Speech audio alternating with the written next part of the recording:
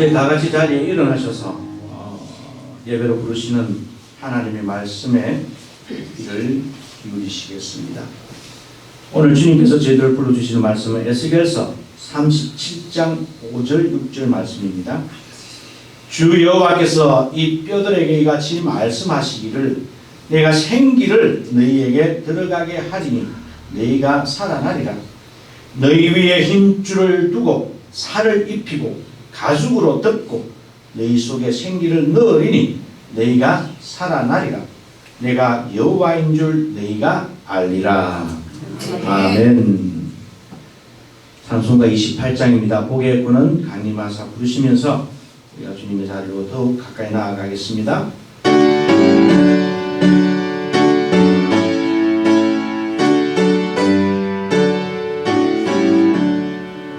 고개 끄는 강림하사 찬송하게 하소서. 한량없이 자비하신 청량할 길 얻도다. 천사들의 찬송가를 내게 가르치소서.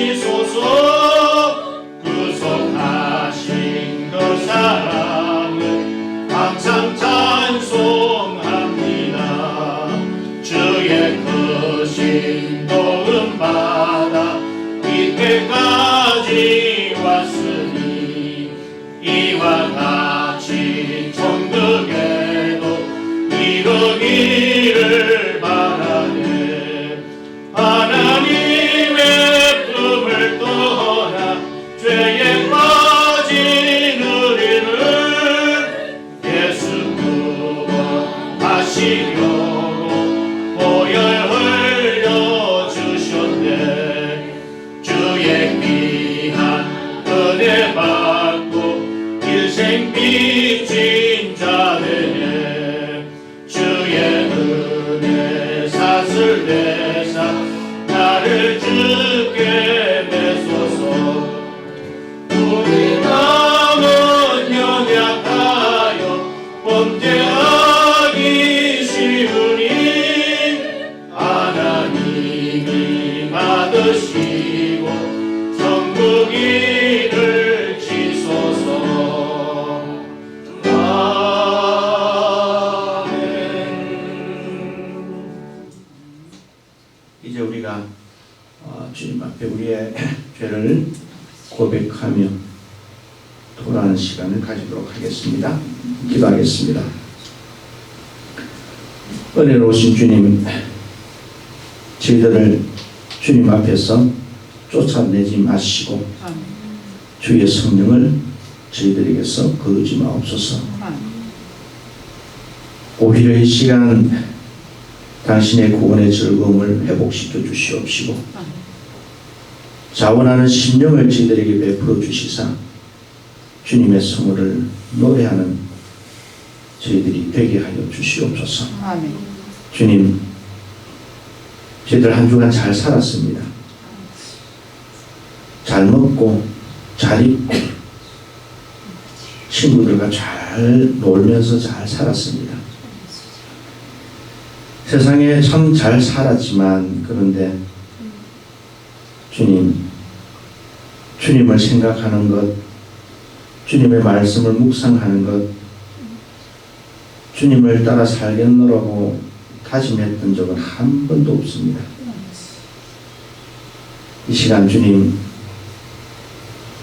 우리 마음속에 다시 한 번 더 정한 마음을 창조하여 주시옵시고 정직한 영을 새롭게 하여 주셔서 세상에 살아가면서도 주님을 향한 꽃비를 넣어주지 아니하는 저희들 되게 하여 주시옵시고 세상에 파묻혀 살더라도 내 손은 십자가를 꼭 붙들 수 있는 종들이 되게 하여 주시옵소서. 아멘. 세상에 짓눌리고 세상에 얽매여서 살 때에 주님은 온데간데 없고 오로지 내 속에 어떻게 하면 성공할까, 어떻게 하면 돈을 많이 벌일까 세상에 집착하며 살아왔던 우리들의 모습 주님 용서하시옵시고 상한 심령이라도 주님께서 거두어 주신 줄로 믿사오니 이 하나님 통회하는 마음으로 주님 앞에 섰습니다.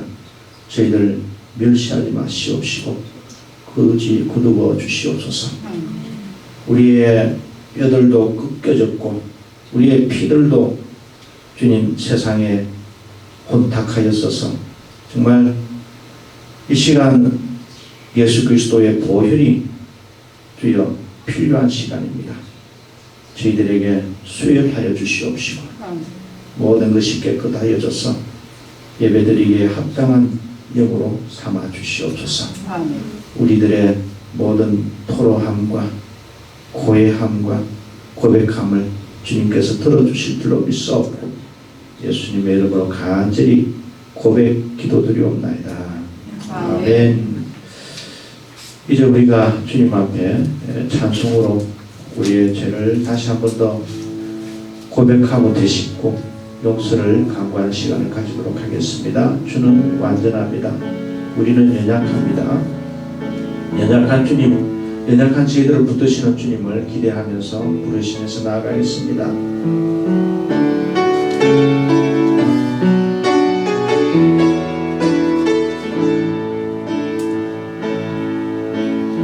주여 우리 연약합니다. 너희는 힘겨워합니다. 주 뜻 이루며 살기에 부족합니다. 우리 연약합니다.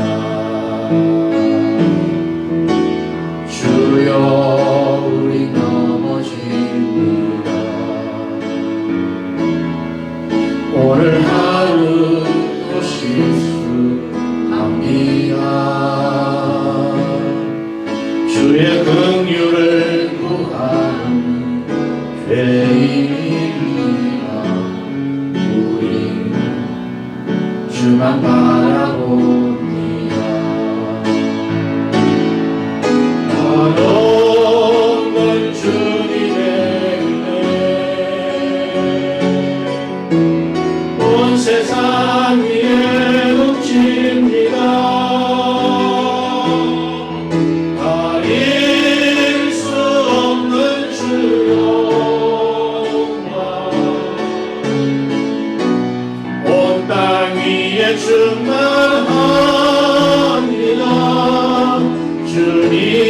주님만이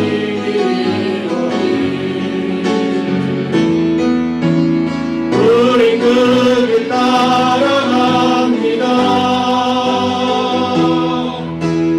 그날에 우리를 주는 완전 한없는 주님의 은혜 온 세상 위에 넘칩니다. 한없는 주님의 은혜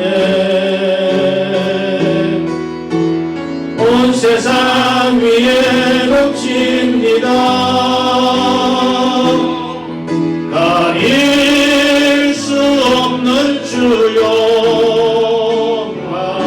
주님, 이 시간 우리 부산고백교회 식구들이 주님 앞으로 나아가면서 우리 저희들 거두어 주시옵시고 주님의 보좌에 앉혀주시옵시고 주님의 놀라우신 은혜와 주님의 놀라우신 성경에 감동하심이 충만한 예배가 될 수 있도록 인도하여 주시옵소서.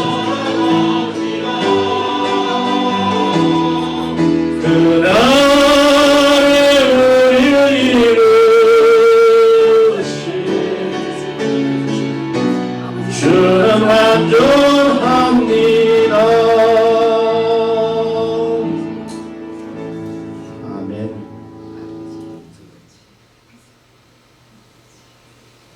하나님께서 제 사함을 선포하십니다. 에스겔서 36장 26절 27절입니다. 새 영을 너희 속에 두고 새 마음을 너희에게 주되 너희 육신이 굳은 마음을 제거하고 부드러운 마음을 줄 것이며 또 내 영을 너희 속에 두어 너희로 내 율례를 행하게 하리니 너희가 내 규례를 지켜 행할지라. 아멘. 이제 우리 주님께서 저희들을 용서하시고 예배 합당한 자로 삼아 주신 줄로 믿습니다. 이 자리에 앉으셔서 이제 복음의 말씀의 자리로 들어가도록 하겠습니다. 먼저 우리가 함께 하나님의 말씀을 교송하도록 합니다. 오늘 주님께서 주신 말씀은 에스겔서 36장 32절에서 36절 말씀입니다. 함께 교송하도록 하겠습니다. 주 여호와의 말씀이니라. 내가 이렇게 행함은 너희를 위함이 아닌 줄을 너희가 알리라. 이스라엘 족속아 너희 행위로 말미암아 부끄러워하고 한탄할지어다. 주 여호와께서 이같이 말씀하셨느니라. 내가 너희를 모든 죄악에서 정결하게 하는 날에 성읍들을 사람이 거주하게 하여 함께한 것이 건축되게 할 것이며 전에는 지나가는 자의 눈에 황폐하게 보이던 그 황폐한 땅이 장차 경작이 될지라. 사람이 이르기를 이 땅이 황폐하더니 이제는 내된 동산같이 되었고 황량하고 조망하고 무너진 성읍들의 성벽과 주민이 있다. 아멘. 우리 36절을 함께합니다. 너희 사람의 남은 이만 사람이 다 여호와가 모든 것을 건축하며 함께한 자리에 심은 줄을 알리라. 나 여호와가 말했으니 이루리라. 아멘. 우리 주님께서 우리의 황폐한 삶 속에 경작의 축복을 주시는 줄로 믿습니다. 이제 우리가 함께 십계명을 노래하도록 하겠습니다. 하나님이 이 모든 말씀으로 말씀하여 이르시되 나는 너를 애굽 땅 종되었던 집에서 인도하여 낸 내 하나님 여호와니라. 죄인은 너는 나 외에는 다른 신들을 내게 두지 말라. 죄인은 너를 위하여 새긴 우상을 만들지 말고 또 위로 하늘에 있는 것이나 아래로 땅에 있는 것이나 땅 아래 물속에 있는 것에 어떤 형상도 만들지 말며 그것들에게 절하지 말며 그것들을 섬기지 말라.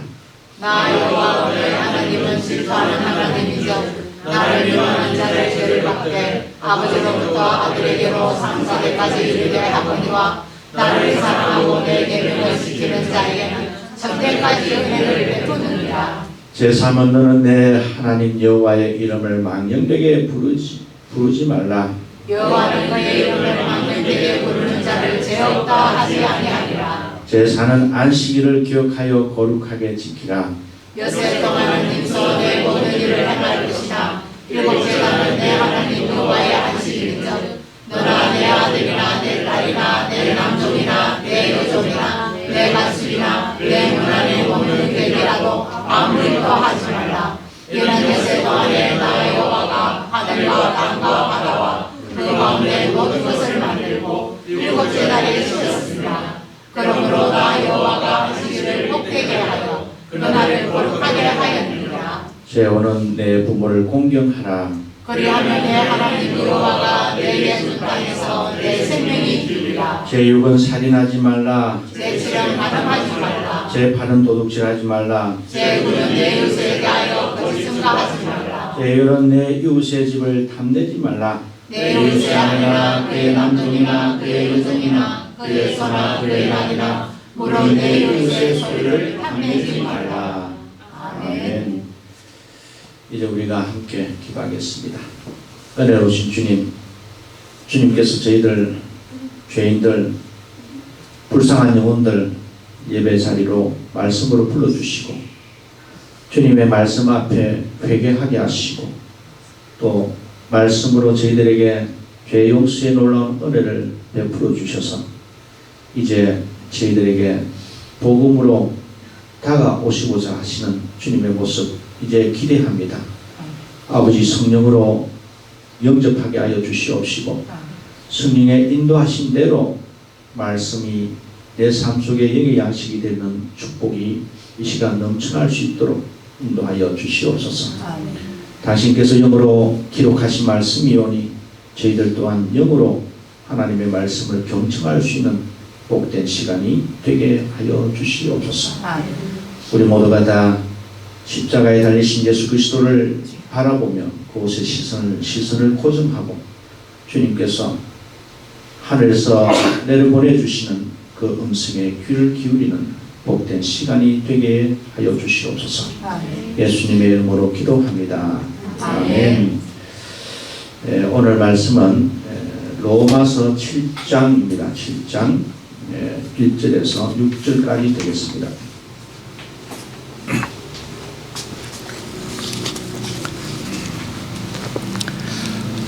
로마서 7장 1절에서 6절까지 제가 봉독하도록 하겠습니다. 형제들아, 내가 법 아는 자들에게 말하노니 너희는 그 법이 사람이 살 동안만 그를 주관하는 줄 알지 못하느냐. 남편 있는 여인이 그 남편 생전에는 법으로 그에게 매인 바 되나 만일 그 남편이 죽으면 남편의 법에서 벗어나느니라. 그러므로 만일 그 남편 생전에 다른 남자에게 가면 엄려라.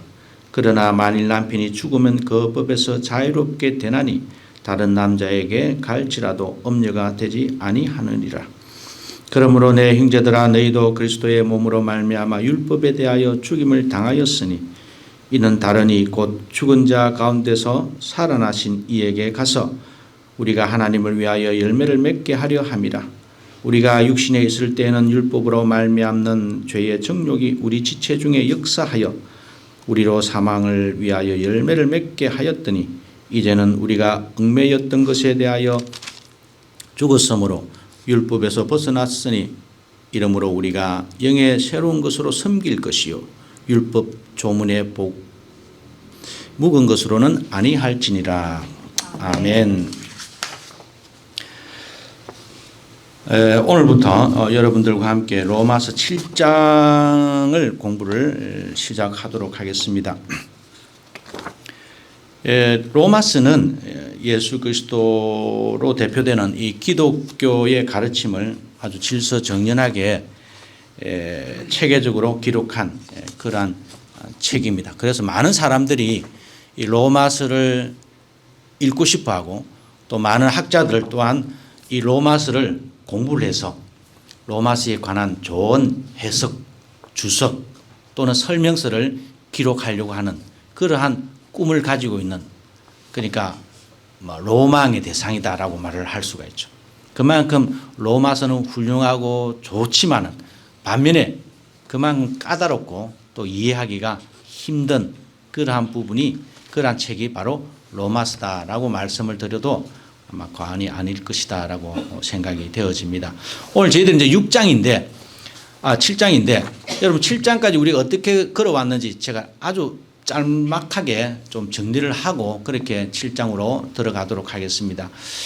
우리가 공부 잘하는 방법은 내가 어디에 있는지를 딱 아는 것이 공부를 잘하는 방법입니다. 우리가 길을 어디에 찾더라도 내가 지금 어디에 있는지를 분명하게 아는 사람은 길을 찾기가 쉽죠. 마찬가지로 우리가 로마서를 이해함에 있어서도 7장이 어느 부분에 있는지 우리가 이해를 한다면 훨씬 더 읽어가는 데 도움이 될 것이다라고 생각이 듭니다. 먼저 서론 부분에서 1장에서 3장까지 바울은 이런 이야기를 합니다. 아주 쉽게 말씀을 드리자면 이방인이나 헬라인이나 유대인이나 모두가 다 하나님 아래서 다 죄인이다. 모든 사람이 다 죄인이기 때문에 한 사람도 빠짐없이 다 하나님의 진노 아래 있다라고 그렇게 바울이 선포를 해요.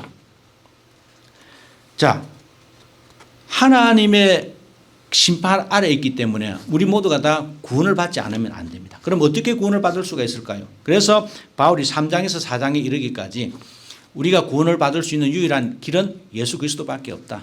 하나님께서 이 예수 그리스도를 통해서 우리들에게 의를 베푸시고 그 의를 통해서 우리는 구원을 받을 수밖에 없습니다라고 말을 하면서 율법이나 인간의 행위로 구원을 받을 수 있다라고 하는 가능성에 대해서 완전히 노라고 그렇게 외칩니다. 그리고 율법으로 자기가 바르게 잘 산다고 해서, 자기가 깨끗하게 산다고 해서, 자기가 법대로 잘 산다고 해서 구원받을 수 있는 게 아니다. 오로지 예수 그리스도로 말미암아 예수 그리스도께서 주시는 의로 말미암아 우리가 구원을 받을 수가 있습니다라고 그렇게 이야기를 합니다. 그리고 난 다음에 5장에 들어오면은 이런 이야기를 해요. 5장에서는 사실은 과거, 현재, 미래 시제를 계속해서 반복적으로 사용을 하면서 이런 이야기를 합니다. 너희들이 이미 예수 그리스도로 말미암아 의롭게 되었다. 이미 구원받았습니다. 여러분, 당신들의 삶은 예수 그리스도를 믿는 순간에 바로 그냥 그 당시에 그때에 바로 구원을 받았습니다라고 과거 시제를 말을 하면서 이미 구원을 받았습니다라고 하면서 동시에 그렇기 때문에 지금 여러분들은 주님과 화평을 누리고 있습니다. 주님과 너무 좋은 관계를 누리고 있습니다라고 하는 현재를 강조합니다. 그리고 동시에 그렇기 때문에 구원을 이루라라고 하는 미래형을 계속 사용을 합니다. 그리고 5장에 가면은 과거, 현재, 미래 시제를 계속 사용을 하면서 그리스도인의 삶이라고 하는 것은 이미 하나님의 은혜로 구원을 받았지만은 그래서 지금 하나님과 화평을 누리고 있지만은 그래서 우리가 저 구원의 완성을 향해서 열심히 살아가야 된다. 두렵고 떨리는 마음으로 구원을 이루십시오라고 하는 그러한 이야기를 써내려간다는 겁니다. 이게 기독교의 신앙의 긴장관계입니다.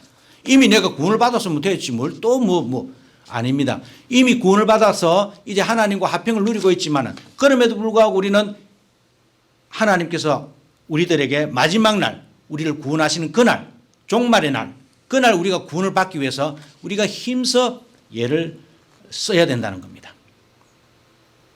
이게 5장에 나와요. 그러면서 6장에 가면은 이런 이야기를 합니다. 또다시 6장에서 과거 시제를 이야기를 하면서 우리는 이제 이미 죄에 대하여 죽고 예수 그리스도로 말미암아 화평을 누리고 있는 그러니까 은혜 아래 있다라고 하는 상태를 강조를 합니다. 우리는 어떤 상태에 있다? 은혜 아래 있다. 그런데 은혜 아래에 있기 때문에 우리는 하나님에 대하여 산다라고 그렇게 이야기를 하면서 어떻게 은혜를 받아 먹어야 하는지 어떻게 하나님께서 내가 은혜 아래 산다라고 한다면 그 은혜를 내가 어떻게 내 것으로 삼아서 살아가야 하는지 그런 방법에 대해서는 6장에서 이야기를 하지 않았었어요. 7장 8장에서 바울이 그 이야기를 하려고 합니다. 7장 8장에서 우리는 이미 하나님의 은혜로 말미암아 우리가 이미 예수 그리스도로 말미암아 의를 입고 하나님의 백성이 되어서 이제 은혜 아래 거하게 하나님의 은혜의 지배 아래 거하는 하나님의 백성입니다. 여러분 안심하십시오. 이렇게 말을 하면서 그러면 그 은혜를 우리가 어떻게 누리고 살아야 됩니까?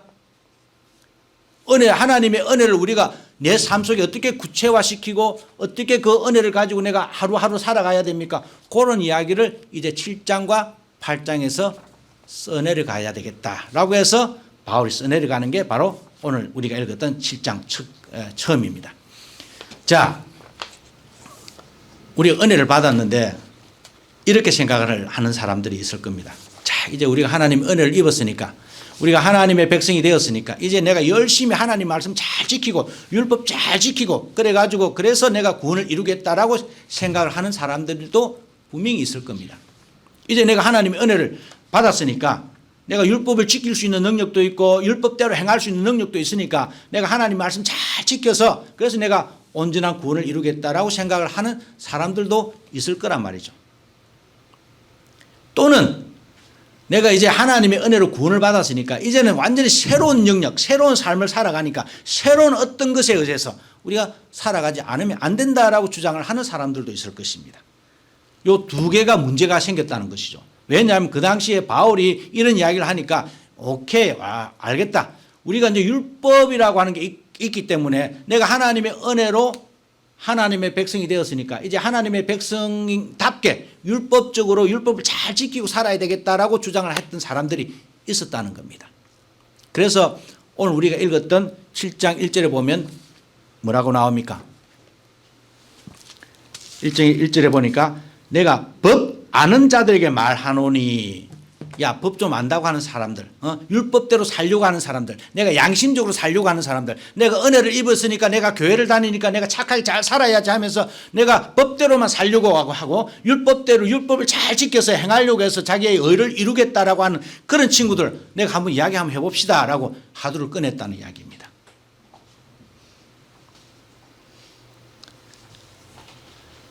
그러면서 바울이 하는 이야기가 결혼 이야기를 꺼냅니다. 결혼 이야기를 꺼내는데 2절입니다. 남편 있는 여인이 그 남편 생전에는 법으로 그에게 매인바 되었지만 그 남편이 죽으면 남편의 법에서 벗어납니다. 3절입니다. 이 이야기는 제가 설명 안 드려도 알겠죠. 이게 뭐 그 법입니다. 결혼이라고 하는 것은 여러분 사랑하는 사람들이 둘이 사랑하기 때문에 살면 그걸 뭐라고 그래요? 좋게 생각합니까? 안 좋게 생각합니까? 그래도 뭐 혼인신고도 하고 결혼도 올려야지 이상하게 쳐다봅니다.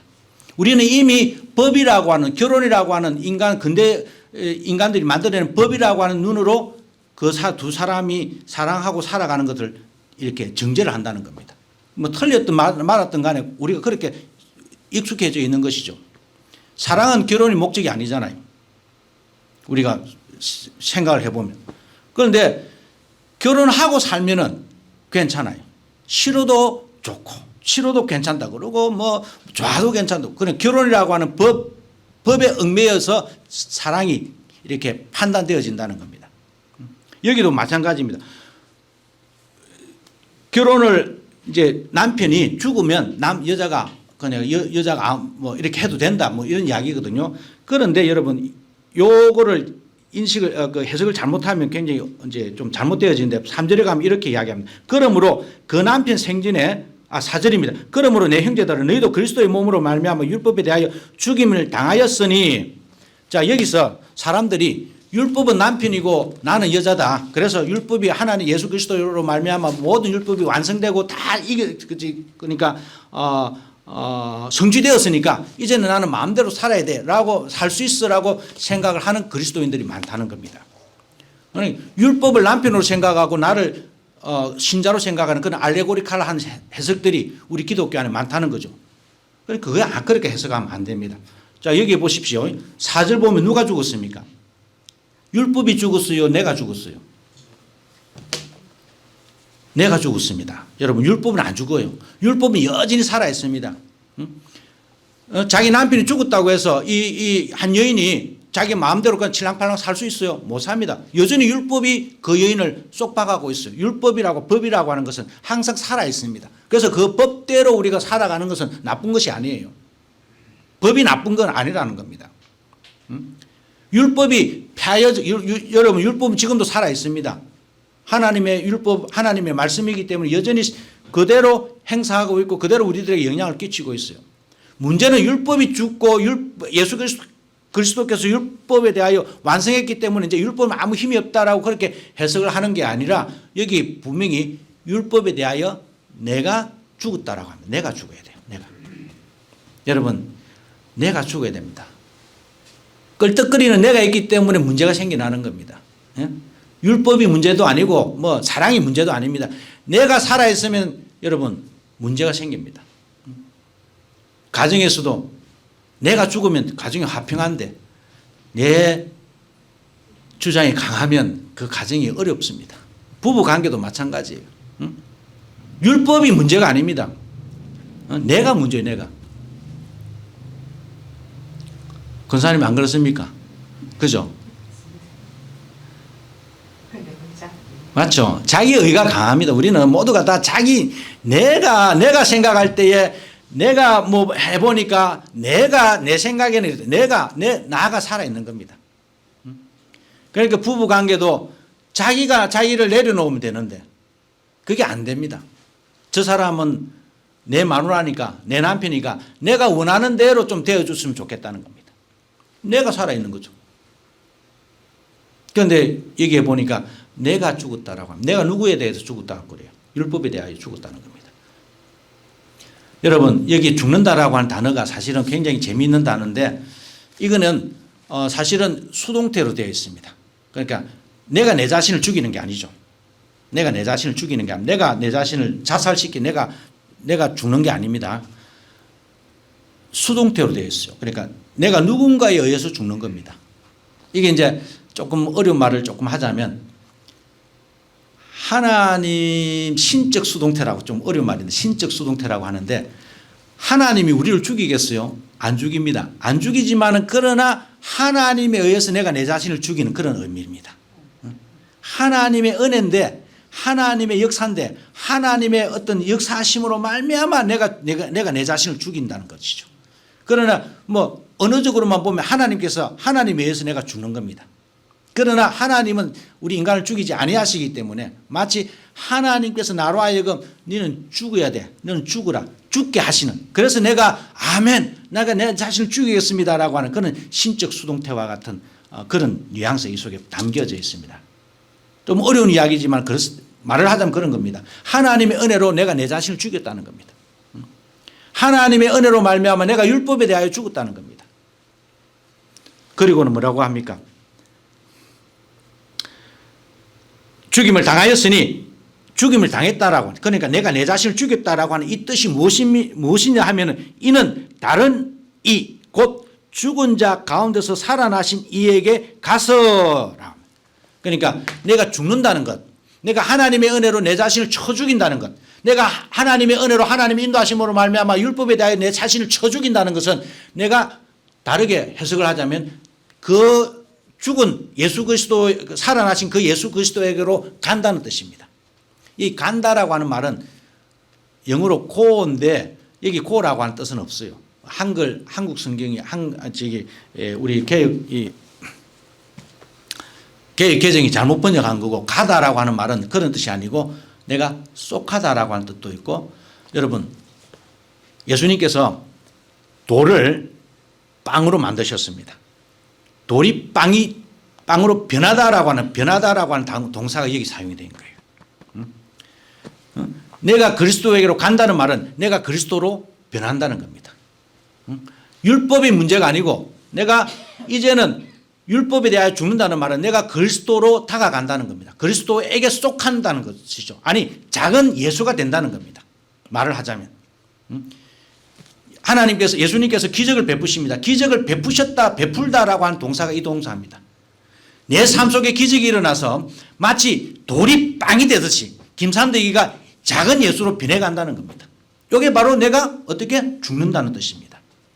내가 예수 안에서 죽는다는 것, 아니 율법에 대하여 죽는다는 말은 율법에 대하여 죽기 때문에 이제는 내가 죽음으로 말미암아 예수 그리스도에게로 다가가서 예수 그리스도와 같은 아니 율법을 완성하시고 성취하신 그 예수 그리스도의 작은 예수가 작은 예수로 변해간다는 겁니다. 그래서 여러분들 한 사람 한 사람 예수 그리스도를 믿고 계신 여러분들은 작은 예수와 같다는 것이죠. 마치 돌이 빵으로 변했듯이 여러분들은 이미 예수 그리스도의 생명의 떡으로 변해 있다는 겁니다. 이 이야기예요.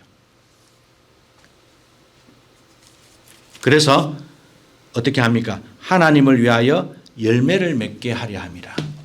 우리의 인생의 목적이 여기서 나옵니다. 내가 예수 그리스도에게 속해서 아니 작은 예수가 되어서 우리가 어떻게 살아가야 됩니까?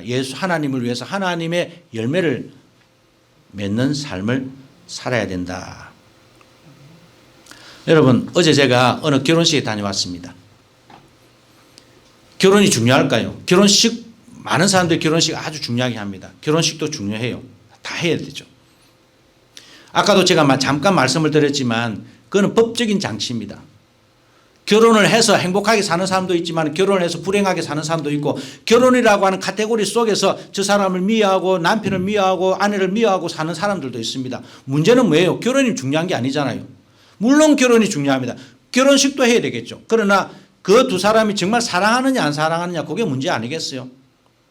그런데 우리 세상은 그런 사랑보다도 저 사람 서로 사랑하면서 살면은 저 결혼도 안 하고 말이지 둘이 산다고 비아냥거립니다.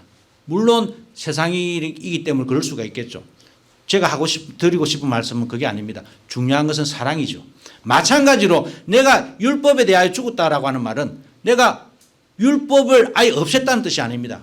율법은 그대로 살아있어요. 법은 그대로 살아있습니다. 그런데 내가 이제 예수로 말미암아 예수가 내 인생의 왕이 되고 예수가 내 인생의 신랑이 되었다는 겁니다. 그래서 그 예수를 사랑한다면 그 신랑을 사랑한다면 결혼이라고 하는 법적 장치가 없어도 충분히 살 수 있다는 겁니다. 율법이라고 하는 그런 카테고리가 없어도 그 남편을 사랑하고 그 여인을 사랑하면 충분히 그 안에서 알콩달콩 살아갈 수 있다는 것이죠. 그런 삶을 사시라는 겁니다. 바울이 지금 하는 말이. 우리가 그래서 바울이 이렇게 하잖아요. 6절에 가면은 그렇게 하는 말이 뭡니까?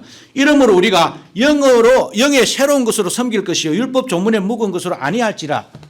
여러분 아까 제가 말씀드린 대로 우리가 은혜로 사는 방법이 뭐예요? 이제 성령으로 사는 겁니다. 예수 그리스도의 작은 예수 그리스도라고 하는 작은 예수 그리스도가 되어서 이제 예수의 영으로 살아가는 겁니다.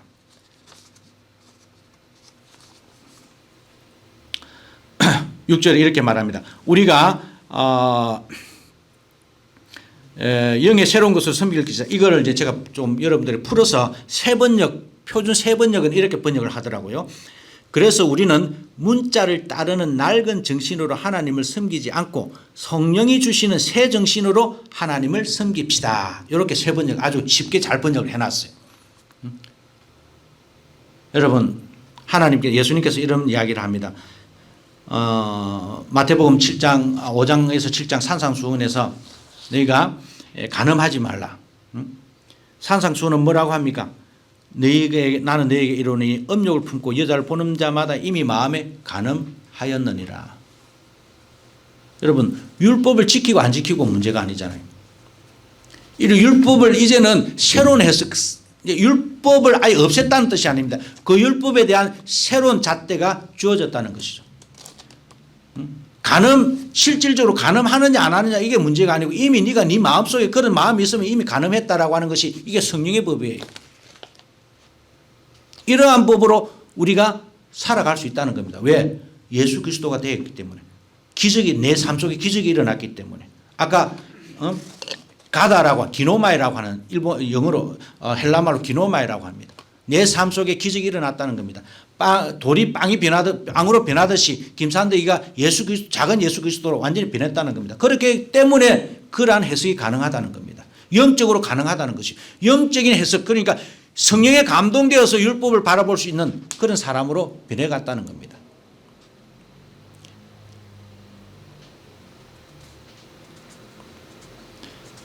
그냥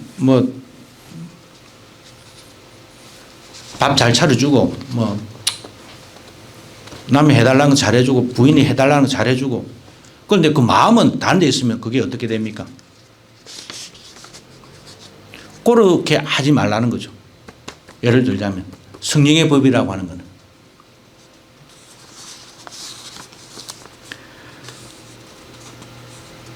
우리는 우리의 과거를 바꿀 수는 없습니다. 지나간 과거의 인생을 바꿀 수는 없어요. 그러나 다가올 여러분 인생의 미래는 바꿀 수가 있습니다. 여러분들의 인생을 어떻게 바꾸어 가시겠습니까? 성령에 감동되어서 성령의 은혜로 여러분들의 인생을 바꾸어 가시기 바랍니다. 하나님의 말씀을 듣는 것, 율법을 바라보는 것, 이런 모든 것들을 그냥 문자적으로만 해석하지 마시고 이것들을 성령에 감동되어서 해석할 수 있는, 그래서 그 성령에 감동되어서 뿜어져 나오는 주님의 은혜를 여러분들이 삶 속에서 한번 체험을 해보십시오. 바울은 사실 이런 이야기를 하고 싶어요. 지금 7장에서 8장, 7장은 사실 율법 이야기로 합니다. 자꾸만 율법 가지고 바르게 살려고 하는 친구들.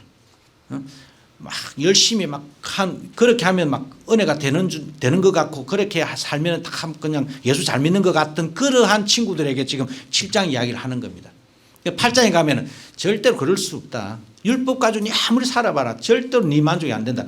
성령으로 살아야 된다. 그게 이제 7장 8장에서 우리가 은혜 아래 있는 우리가 어떻게 살아가야 됩니까? 은혜를 우리가 어떻게 머금고 살아가야 됩니까? 어떤 사람은 율법으로 살아가야 됩니다. 어떤 사람은 성령으로 살아가야 돼. 바울은 성령으로 살아가야 된다라고 하는 이야기를 8장에 가서 좀 더 구체적으로 이야기를 합니다. 7장은 그러니까 율법적으로 살아가려고 하는 친구들에게 바울이 계속 이야기를 합니다. 그 7장 8장의 서론 부분이 오늘 읽었던 1절에서 6절 이야기입니다. 이미 결론이 나왔죠. 우리는 율법으로 우리의 은혜로운 삶을 절대로 만족시킬 수 없다는 것.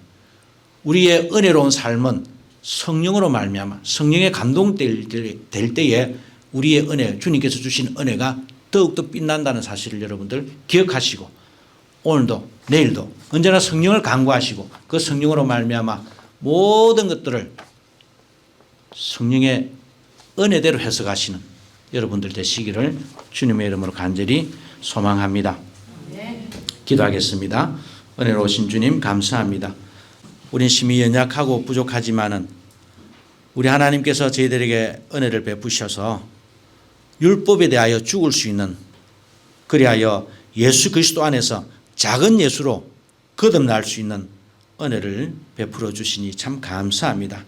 이제 주님, 저희들이 정말 돌덩이와 같았던 저희들이었지만 이제 가꾸어낸 빵처럼 말랑말랑한 성령에 감동된 주님의 백성이 되었습니다.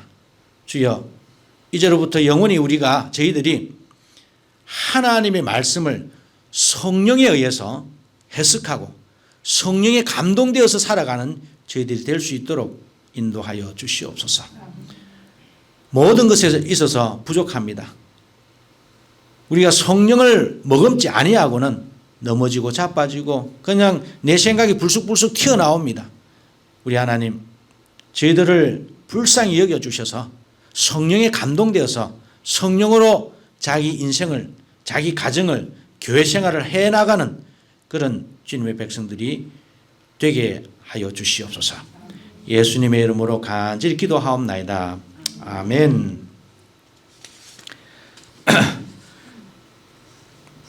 이제 우리가 463장입니다. 김경국 집사가 좋아하는 찬송입니다. 463장 신자되기 원합니다. 김윤택 집사님이 좋아하는 찬송입니다. 죄송합니다. 김윤택 집사님 오늘 안 오셨는데 여러분 이 찬송을 부르시면서 우리 윤택 집사님을 위해서 기도도 해주시기 바랍니다. 463장입니다.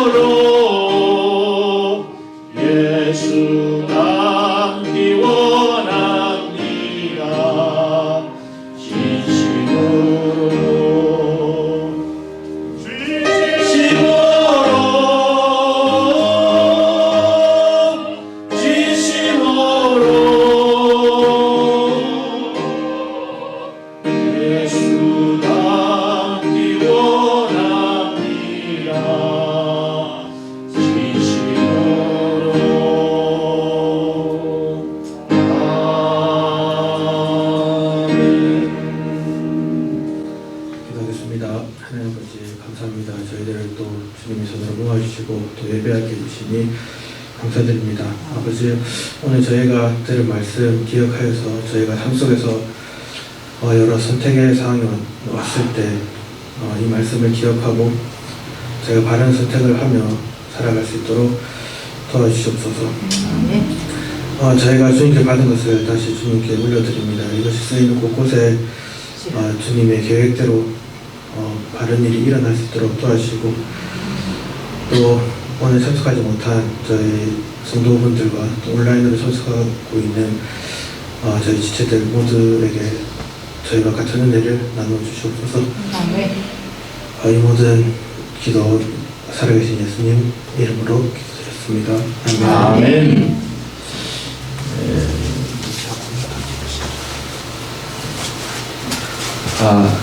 제가 니케아 콘스탄티노폴리스 신조 신앙 고백하고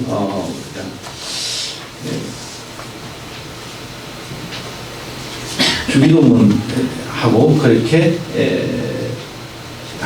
축복기도 하도록 하겠습니다. 오늘 제가 정신이 좀 없습니다. 좀 희미해졌습니다. 니케아 콘스탄티노폴리스 신조 고백하도록 하겠습니다.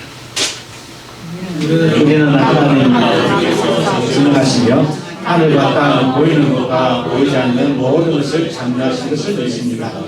그리고 한 분 주 예수 그리스도를 믿습니다. 그분은 하나님의 유일한 아들이시며 모든 세대 이전에 아버지로부터 나시고 빛으로부터 빛 참 하나님으로부터 참 하나님 만들어지지 않으시고 나신 분이시며 아버지와 동일이시며 모든 것은 그분으로부터 나왔으며 우리 사람을 위해서 우리의 구원을 위해서 하늘로부터 오시고 성령과 동정과 마리아로부터 육체를 취하시사 사람이 되시고 우리를 위해서 본디오 빌라도 지하에서 십자가에 달리시고 고난받고 무덤에 묻히셨으며 성서대로 셋째 날에 부활하시고 하늘에 오르사 아버지 우편에 앉으셨습니다.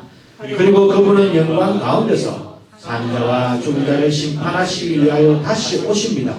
그 나라는 결코 끝남이 없습니다. 그리고 성령을 믿습니다. 그분은 주가 되시며 생명을 주시고 아버지로부터 나오시며 성부와 성자와 함께 예배를 받으시고 함께 영광을 받으시며 선지자를 통하여 말씀하십니다. 우리는 하나의 거룩한 보편적이며 사도적인 교회를 믿습니다. 우리는 죄 용서를 위한 유일한 세례를 고백합니다. 우리는 죽은 자의 부활과 오늘 세대의 생명을 희망합니다. 아멘.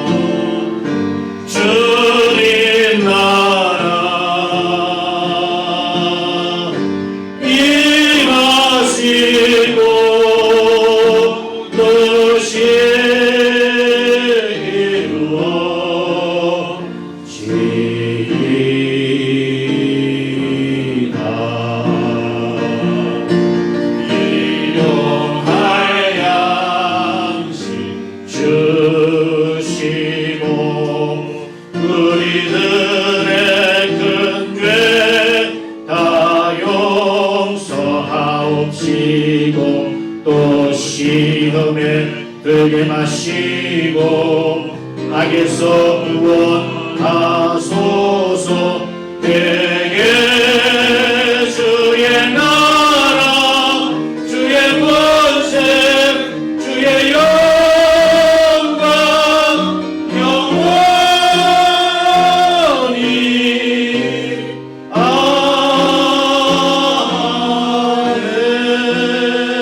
아멘. 기도하겠습니다.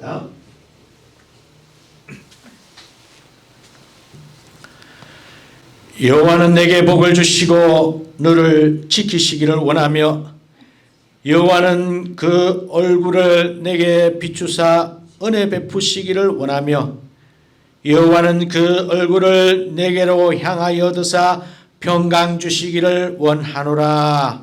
아멘.